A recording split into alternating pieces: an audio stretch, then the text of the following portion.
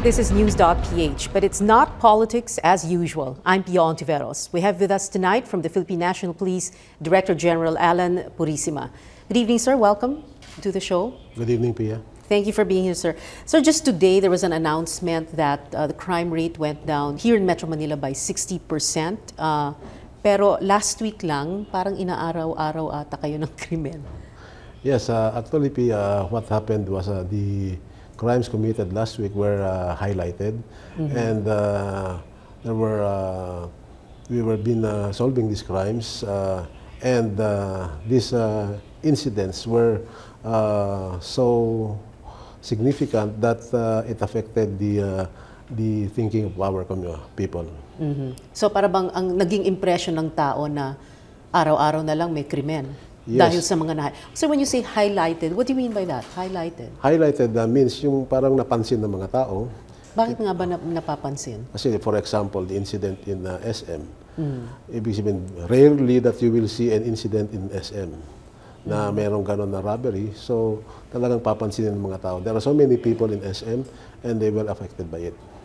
Okay. Is it also because, like you were explaining before the show started, sir, that there is an election gun ban and we have these crimes where people actually are able to bring guns with them or weapons or whatever? Actually, what we have seen on the footage, dun sa CCTV, there were this security guard failed to inspect the luggage of the person. So dito sa mga pag may gun ban, ang ginagawa natin is we conduct checkpoints. And in these checkpoints, we use our plain view doctrine. Hindi po tayo pwedeng maghalongkat, hindi po tayo pwedeng magbukas ng kahit anong compartment ng isang sasakyan. So that is what we are doing. We are following the rules. And normally, talagang merong nakakalusot, but we are doing some means to correct this. Sir, but what you're talking about is a police checkpoint, but we're talking about the security guards who inspect the bags. When I go into a mall or a store or a shop, they look inside the bag, hindi ba? Yes. Or kinakapkapan nila yung mga lalaki, hindi ba? So, they use the metal detectors in doing this, and nakita po natin sa CCTV that the security guard failed to do his job properly. Is it correct to say or incorrect to say that there is a crime wave? How do we define crime wave? First, ang crime wave is the sudden upsurge or the increase of crimes at a certain given time. For example, for 1 week, biglang dumami yung krimen, yun yung sinasabi nating crime wave. So yung nangyari the other week, crime wave yon? I don't think so. No? Even yung dalawang Robinsons malls in one day, yung Mega Mall the weekend before that, yung pagpatay dun sa Filipino-Chinese businessman in front of a bank in Green Hills, hindi pa yung crime wave? Yes, because if you will look at the statistics of National Capital Region, the statistics is actually going down. There are less crimes na nangyayari sa Metro Manila. And if you go national, yearly we are decreasing by 23%. So, and what explains that, sir? I mean, apart from the fact that it's highlighted, we have an election gun ban, what explains that? Yung nakikita natin ngayon na nangyari last week, these are soft targets. Yung mas madaling gawan ng krimen. Okay. Yung pong mga matitigas na area natin, like the banks, the mga pawn shops na talagang malalaki, ay hindi na po nagkakaroon ng mga robberies. So, kasi we have placed personnel in those areas, kaya na-tighten yung security. So, they are now shifting to softer targets. Okay. So there is that shift. You actually notice that? Yes. But do we expect that they're going to go for the hard targets ngayong mag-election na naman? So, di ba, nasanay tayo na may bank hold-up or hold-up ng armored van or yun na nga, pawn shop, yung mga ganon. So, yung mga criminals natin kasi, ang ginagawa is they take the least secured places. Kasi crime happens because of the presence of three things. One is the motive. Ito yung gusto nila magkaroon ng pera. The second is the instrumentation, yung availability ng guns or mga cars or other equipments. And then third is the opportunity. So, dito nakikita natin na yung opportunity ng mga robbers nagkaroon dahil nag-fail yung security guard. Okay. So, yung kanilang instrumentation is one, 1 caliber 45 na naipasok nila sa loob ng mall. And then they used the equipment taken from Ace Hardware to break the glasses. Okay. So are we going to see an upsurge in crimes that are going for yung mga tinatawag yung hard targets? Dahil malapit na ang, campaign period and then we have the elections in May. Are we going to see that, sir? I don't think that will happen because right now ang mga pulis natin ay nade-deploy sa tamang lugar at sa tamang oras because we use statistics in doing this. Kaya nga po tayo, gusto natin makuha yung tamang statistics sa bawat presinto, bawat munisipyo, bawat syudad. Dahil we use this to deploy our personnel. Itong statistics na to, saan ba madalas ang snatching dito? So, ilalagay natin yung mga pulis natin doon. Okay, so you rationalize where you put your resources? Yes, ganito yan ang ginagawa natin. I-analyze natin by time, by occurrence, and then we place police doon sa mga lugar na yon kung saan madalas mangyari. Like for example, if there is a madalas ang pickpocket sa isang area, maglalagay na tayo ng police doon. Not only one police, but maybe more policemen para ma-address yung problema na yan. Sir, you're saying the PNP does this precinct by precinct? You do an analysis of each precinct, each area covered by each precinct, each area covered by each station? Ganun ba yun? Yes, it should be done by the station commanders and the chiefs of police. Actually, when I was the regional director of the NCRPO, we have done that in 21 areas in NCRPO. Na madalas mayroong mga snatching, maraming mga hold-upan, maraming mga talagang yung ang tawag ito, yung mga namumulest yung mga pinag-aanuhan ng mga lalaki doon. And we placed policemen in these areas. So nakita natin na nag-decrease in 1 month, nag-decrease yung occurrence ng crime okay. in those areas. So we use statistics para mapagalagaan natin ang kapayapaan at kayusan. Okay. So, is crime being accurately reported by citizens also? Because sometimes there is that impression na hindi ata nire-report dahil takot or yung ayaw nang maabala or hindi marunong magpa-fill up ng police blotter, kung ano-ano mga dahilan. Actually, meron tayong survey na pinagawa sa Social Weather Station. Unang-una, yung trust nila sa police na which came out to be 50%. Mataas ang trust ng population sa 50%. This is for December, no? Yeah, for ginawa ng December. Ginawa ng December. Pagdating naman sa crime victimization, nakita natin na only 30% of the 100% reports the crimes to the police. So, ibig sabihin, kokonti yung nagre-report dahil marami-rami silang mga rason. For example, masyadong abala sa kanila, malayo yung police station, medyo matagal yung justice system. Pagka na-file ng kaso, babalik-balik sila sa korte. Kahit mahuli na yung suspect. Kahit mahuli yung suspect. So, hindi nila pinapansin na to at pinapagwalang bahala na lang. But we are appealing to the public to report all crimes para maibsan natin, matugunan natin itong problemang ito. When you say, of course, sir, that you appeal to the public to report all crimes, syempre, merong kaakibat yun na kailangang trust and confidence ng publiko sa PNP. Yes, in that survey also, the survey said that sa lahat ng mga nag-report sa police, more than 50% yung satisfied doon sa pagre-report nila sa police. Okay. Why would you say, sir, that there is impunity? Why so much impunity na ito nga, yung nangyari sa Robinson's Malls noong 2 weeks ago, yung nangyari sa harap ng isang bangko sa Green Hills. Kumbaga, ang lakas ng loob nila ngayon, ganun ba yun? Or humina na ba loob nila? Or ano ba nangyayari? It's more on the motive. Motive, okay. Talaga. Kasi kagaya yung nangyari sa Green Hills, nalalaman na natin yung motive. So we will be solving that case anytime soon. Yung mga Robinsons and then yung SM robberies, pina-follow up na natin yan. And actually, we are having good results that we cannot place it sa ngayon na malaman ng public because we are following up the cases and we are building up the case para magkaroon sila ng warrants of arrest. Pero bakit nga may ganoon, sir? Is it a problem of lax ang security, ng private security ng mga malls halimbawa, or is it overconfidence ng mga kriminal kasi, number one, kung hindi kami huhulihin or pag nahuli kami, makakabail, or, di ba, or yung mga maliliit lang ang makukulong, hindi yung mga boss nila, yung mga ganun. Actually, yung mga grupo na nagnanakaw, wala naman talagang specific boss na para bang pinag-intrigahan nila yung kanilang mga loot. Actually, among themselves, they divide the loot. Okay. So, ang ginagawa natin is we are now following up them up sa mga kanilang mga bahay, kung saan, taga-saan sila, kung saan sila nagtatago. Doon na lang natin sila pinapollow up ngayon. And we send operatives to track them down in their places. All right, sir, we'll have to take a short break. News.Ph will be right back. Our guest, the Chief of the Philippine National Police, General Alan Purisima. Be right back.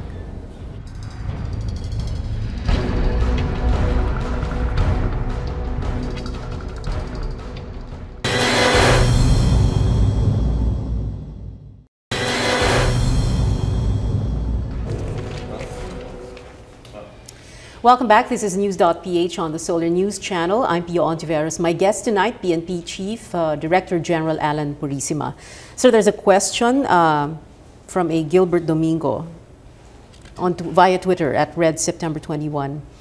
Puro crime nang umupo siya, why? Or matagal na bago pa kayo umupo?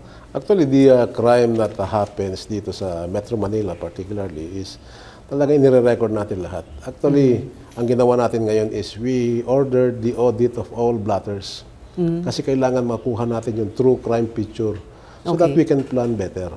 Auditing the blotters, meaning finding out what's rewritten in the blotter. Because ang report ng crimes, nasa blotter po lahat yan.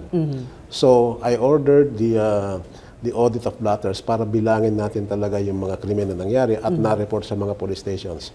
And this time, we will not be contented with the blotter sa police station.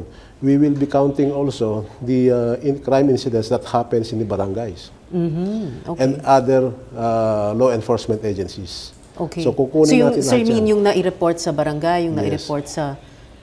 Okay. Kasi these crimes are also index crimes at times because there are crimes against persons sa barangay, there are crimes against property, mga theft, mga qualified theft or what, and then other crimes na violation of law.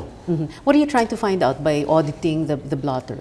We just list down the number of crimes that happened within the year. And what have you found out so far, the result of that audit, sir? In the initial stages that we found out that there will be an increase in number.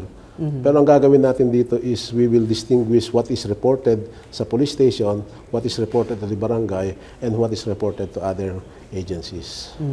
Okay. What are the reasons, and tell me if you think this is a fair or unfair questions, what are the reasons why you think that the PNP cannot seem to curb crime? Ang crime kasi is a human aberration. Ibig sabihin, hindi natin totally we cannot prevent crime because the motive itself ay nasa tao. So what we can only do is to deny the person from getting the instruments or minimize the opportunity. Okay. So yun po magagawa ng kapulisan at yun po ang ginagawa natin. And in practical terms, how will you deny the criminal gangs from getting the guns, the cars? Yeah, maybe we are actually strict now in the licensing of firearms. Kagaya ng mga offline katok natin na ginagawa. Yung mga loose firearms na hindi na nirenew ng mga pinupuntahan natin ngayon for them to be pinupuntahan registered. sa mga bahay, no? Talagang kinakatok sa bahay. Talagang paano yun? I heard hinahanap sa may-ari ng bahay. Asan ho yung baril nyo? Nasa inyo pa ba? Binenta nyo ba? Yung mga ganon. Yes, we ask those questions para ma-account natin yung baril. Okay. Because itong baril na to may be used in one of the crimes na in the future. So, kailangan alisin natin yung opportunity na magamit itong mga gamit na to, mga baril na to, para sa krimen. And very briefly, sir, before we get off track, what is the initial result for this Oplan Katok? We already have re-registered about more or less 22,000 firearms. And then, ano to, sir, hindi lang nila naparehistro, tinamad lang sila, nakalimutan, ano? Mga ganon. May yung iba, yung pag-aari ng father, hindi naman may rehistro ng anak. So, ngayon natutulungan sila. Okay. And this will help, I mean, if in case it is used in a crime later on, it will help you? Ganun ba yun? Yes, because most of the registered firearms are not used in crimes. Only a fraction, a small fraction of a percent. So, maliit yung kwan na yan, yung percentage na yan. Okay. So, when you said earlier na you are also going to try and deny opportunity. Yeah. Denying opportunity is the deployment of police personnel kung saan nangyayari yung krimen. For example, rampant ang snatching sa isang lugar, you place personnel there so that they can protect the people flying in that area. But how do you guard against, because, well, this is an age-old impression no, na kaya may mga, kunyari, mga pickpocket na gano'n dahil meron din silang protector na law enforcement official, halimbawa. May mga gano'n. So how do you guard against that within the organization? Alam mo, Pia, we have our strategic focus sa Philippine National Police. Siguro na naupo ako. We should have competence, and then organizational development, and then pangatlo will be discipline, and then we have excellence, and then professionalism. So yung pinabanggit po natin, it will be more on the discipline and competence. We should be teaching our policemen on what to do, the specific job that they do in the streets. So dapat yung individual performance nila ay naka-anchor sa mga magiging gagawin nila para hindi sila ligaw sa trabaho nila. And then those who are erring, those who are violate the law, will be disciplined. Okay, disciplined, removed from the service, yes, or suspension. kakasuhan, suspension. Yes. Pero ang problema din po, sir, paano din naman sila nakakapasok, hindi po ba? Yung pagpasok niyan, yan ang isang ginagawa natin ngayon ng study. Kung paano nakakapasok yung ibang may criminal mind kung minsan. But meron nga tayong mga nadidismiss during dependency of their training na nagkaroon na sila ng record, and then na-check natin later na meron silang record. So we dismiss them outright habang hindi pa sila natatapos ng training. Okay. Can you, let's talk, sir, about the security agencies. Can you give us a true picture of the state of our security agencies? How many are there in the country, and who owns them? There are about 450,000 guards in the country today. So we use them as force multipliers. And then these agencies are sometimes owned by retired police personnel, retired AFP personnel. Sir, sometimes meaning like kalahati ng mga agency na yan? Ganun ba yun? Or? We will try to have it yung talagang exact number nila. Okay. But sometimes combine sila with other enterprising people. Is that a good thing or a bad thing for us that many of those who own security agencies are former police officers? Basta sumusunod naman sila sa patakaran ng SOSYA, it doesn't matter. Basta ang mga patakaran na pinapairal ng SOSYA sundin ng mga security agencies, I think there will be no problem. Because the SOSYA right now is very strict in the implementation, particularly in wearing of uniforms. Yung mga training na kinakandak nila, I have warned already yung mga security agency owners that employing a security guard with fake licenses, they are liable for that. Okay. But what can we do about, halimbawa, may mga security agencies that have shoddy service. Ika nga, minsan yung gwardiya, hindi man lang nagpapaputok, hindi man lang hinahabol yung, ano ba dapat, sir? Because if they are going to be force multipliers, then we expect them to be, what, as good as a police officer, parang ganon. Yes, kaya nga in one of our conferences lately, pinag-usapan natin yan na we will improve training. Papuputokin natin yung mga security guards na on how to we let them improve their efficiency in handling weapons. Tapos yung mga magkakaroon sila ng mga checklist kung ano dapat ang talagang gagawin nila. So basically, the group accepted that there is a need to improve the competency also of our security guards. Let's talk briefly, sir, before we go to a break about the Atimonan incident. Although meron ng lumabas na balita na kakasuhan daw ng murder lahat ng involved doon sa insidenteng yon. What is it that you have heard officially or otherwise? What is it that you have been told? And what are you going to do about it? Dahil mga PNP officers din ang involved. Pagka dumating sa amin yung report ng NBI, whatever it will be, kung merong liability, administrative liability yung mga police personnel natin, we will also file cases administratively laban sa kanila. Oh, okay. So, it will be another case dun sa i-file namin. Anong administrative case yun, sir? Like for example, the serious neglect of duty or grave misconduct. Do you believe Superintendent Barantan when he says that it was an encounter and that he was shot by the other part, That question will be addressed by the result of the NBI investigation. Okay. Akala ko kasi mag-iimbestiga. What exactly, sir, did you say about this incident? You said it's a blessing or a cleansing? What is it that you said? No, medyo hindi nila ako nakuha ng husto doon sa ano. Because itong pangyayari na to, this will serve as a lesson for all the policemen. Na nakita natin dito na yung mga pulis natin na hindi gumawa ng tamang trabaho ay magkakaroon ng kasong ganito. So, ibig sabihin, ito ang dapat natin, yung panuntunan natin sa paggagawa ng checkpoint, pagtatalaga sa checkpoint, ay dapat sundin natin. Because by following the rules in putting up a checkpoint, we will never go wrong. Okay. So, yun po yung talagang gusto natin. Kaya nga, it serves as a lesson for the Philippine National Police. And ito talagang magiging example natin sa lahat ng mga pagtuturo natin sa kanila. At pag hindi pa natuto yung iba, ewan na natin. They will suffer, maybe kung magkakasuhan din sila. Okay, we'll have to take another short and final break. News.Ph will be right back. Stay with us.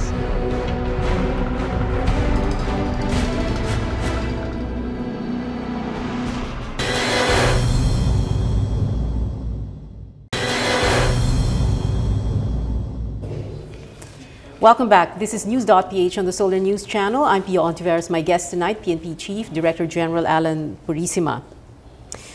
What is it exactly, sir, that needs improvement? Is it crime prevention or investigation or what? What is it that you want to concentrate on? Actually, the first thing na ginagawa namin ngayon is yung recording of crimes. We should have an accurate database of crimes that is happening all over the country. And then, we need to train our personnel. So, competence. Ito yung sasabihin natin, kung ano ang trabaho mo, yun ang dapat mong ginagawa. Hindi yung trabaho mo ito, trabaho mo pa rin yun. So, we should be focusing yung training natin sa specific na trabaho ng bawat isang pulis. So, if he is an investigator, he must be a good investigator. If he is an intelligence officer, he must be a good intelligence officer. So, yung training na yon, sinong gagawa? PNP talaga ang nagtitrain or is it the PPSC ba yun? Philippine Public Safety College? The training will be done by the PNP Training Service. Ito mga specializations na ito. So, ang ginagawa namin ngayon is we are improving in our training. We are conducting different kinds of training for different specialties. Okay. Let's talk briefly about wettings or illegal gambling. You did say that just recently, no, I think that was last week, you talked about wetting and how it isn't really, we can't really get rid of it because? As of now, yung wetting kasi, meron silang shield, tinatawag. Meron tayong mga legal na gambling that is similar also to wetting. Yung small town lottery, the STL of the PCSO. Yes. And then, ito, pare-parehas ang methodology niyan. So, hindi mo ma-distinguish. Pero kung talagang bubusisihin mo, talagang illegal yung ibang ginagawa. So, itong shield na to, kailangan alisin natin para masugpo natin ng once and for all kung ano yung dapat. Dapat alisin yung STL? Yes. Is that what you're saying? Yes. Okay. But if you remove the STL, hindi ba ang sabing papalit daw doon ay yung loterya ng bayan? It should be magawa natin na hindi naman kaparehas ng wetting yan.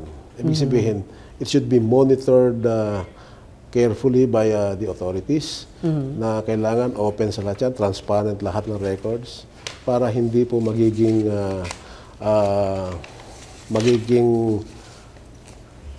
shield na naman ng another illegal activity. Okay.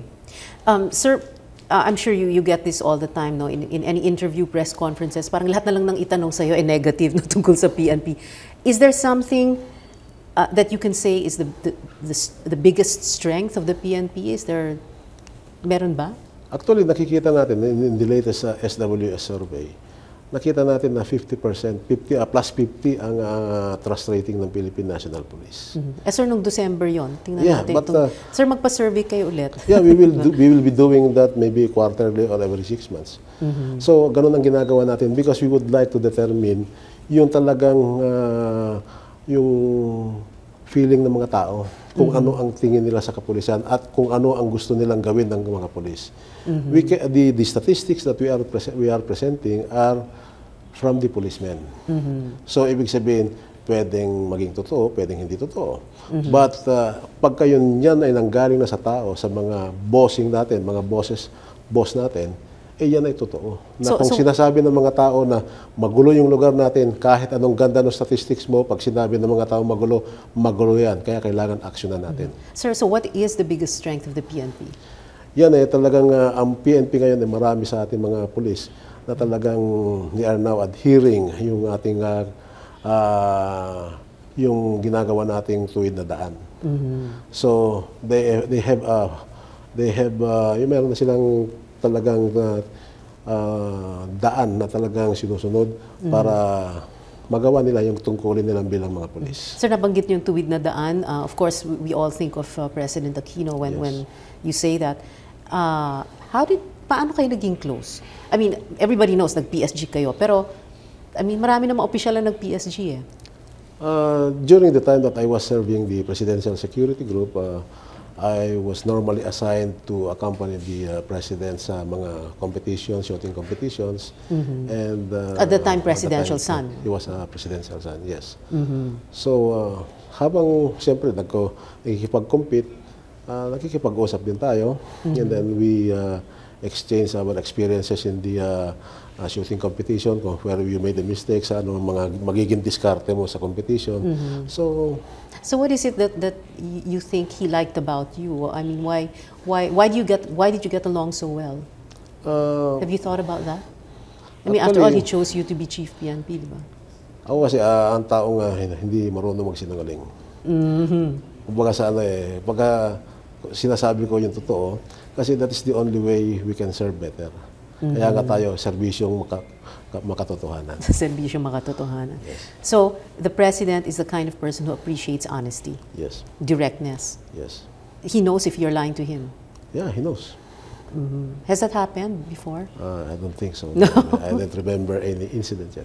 But does he get comfortable with you only if he's known you for a very long time? Because he seems to trust only a small group of people in any organization. Siguro, ganun na nga. But yung mga ibang kaibigan naman ng ating Pangulo ay nakilala din natin and matagal na yung mga naging samahan. So the friendship has been developed through the years. Nakilala ng gusto. I think we have about a minute left, so I'll do this rapid fire. Elections, General Bautista of the AFP, the new Chief of Staff, had said that the AFP will be non-partisan. Will the PNP also be non-partisan? Absolutely, we'll be non-partisan also. Okay. Are there 15 provinces on this watch list that Secretary Mar Rojas had announced? Is this the same watch list that the PNP is concentrating on? We have special units that are assigned in these provinces and they are working perfectly. Marami ng mga covenants na signed, marami ng mga nahuling mga baril dun sa lugar na yon and they are performing well. Sinusunod po ba yung gun ban? Yes, sinusunod. Kasi marami tayong nahuhuli. Because actually we have already captured 322 firearms during the gun ban. And the private arms groups? From 52, they are now down to 47. Is that a good enough figure?